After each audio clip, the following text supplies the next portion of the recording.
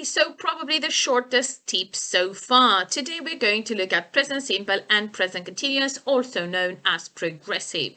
So present simple is used when we talk about routines and things that are permanent or happen all the time.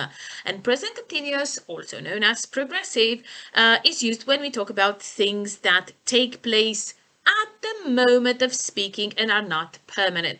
Now, this is one of the major mistakes students make, and that's because they associate the words continuous with something that is longer, but actually this is a false friend in this case. When we say continuous, present continuous, it's the other way around. It's something that is either is happening at the moment of speaking or on a very short period of time.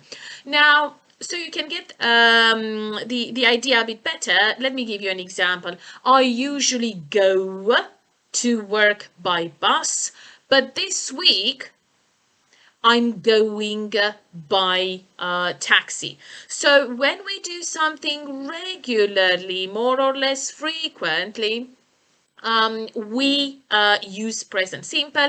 And if we want to say that something is happening now, right now, at the moment, at present, or on a short period of time, this week, this month, this year, nowadays, if it's something that's not regular, then we use present continuous or progressive. So continuous does not mean longer action. It actually means shorter action, temporary.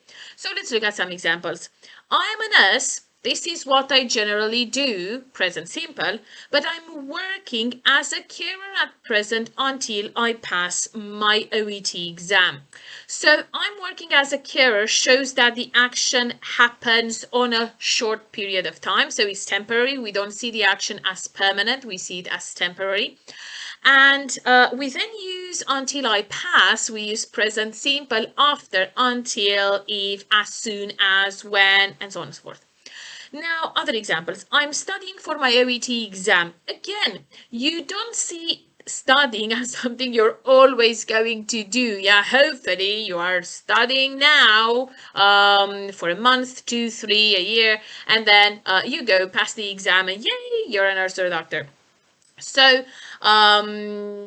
here they go, yeah, because you're already a nurse or a doctor back in your country.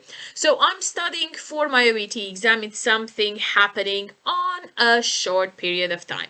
Now let's look at the following example. I am or I am being responsible for giving health checks and advising patients.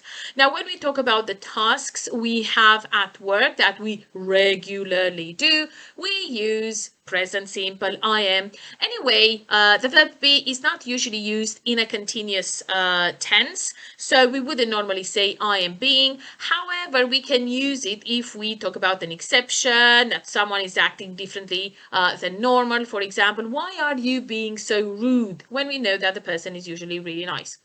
Now, I'm not having a lot of free time. Again, this is something that usually happens, regularly happens. So I use or we use present simple.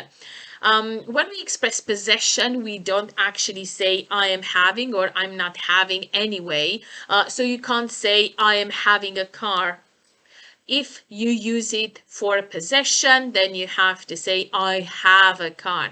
We can use have in a continuous aspect if we have certain phrases such as have breakfast, I'm having breakfast now, but this means I am eating, or have a shower, not take a shower. Okay, we don't take the shower anywhere, we leave it in the in the bathroom. So I'm having a shower, which means I am washing myself right now. But normally when we express possession, we don't say I am having, we say I have.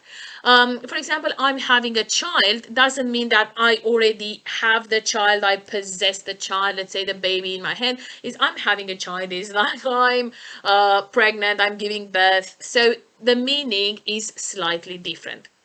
So this is very, very important, especially for your speaking, and you should focus a lot on it, even on a daily basis. Okay, what happens on a longer period of time or is regular present simple, just use the verb.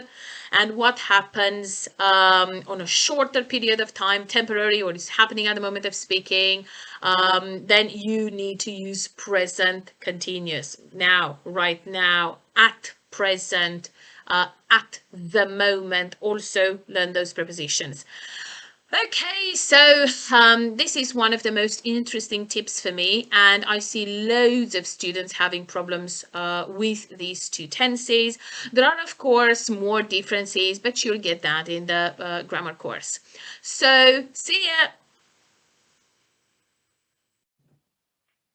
Hello, and thank you for watching this video. I'm Valentina Popescu and I'm an official OET preparation provider.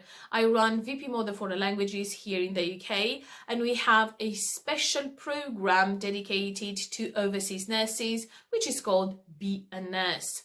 Now, besides this program, we have a free Facebook support group, we have our students support group, we have a membership academy where monthly you get access to loads of materials, videos and articles to help you get prepared. And we also run challenges. In May and October we run the OET Writing Challenge, and in June and November we run the OET Speaking Challenge. You spend 4 weeks with me, you can even have one-to-one sessions with me, and you can get to ask me anything. We go through all the techniques and tips and tricks to help you succeed first time, because we do have 100% success rate in writing, in speaking, in the exam. So if you want to learn more about us, just visit vplanguages.com or check us out on Facebook. Hope to talk to you soon, and thank you again for taking the time to watch this video.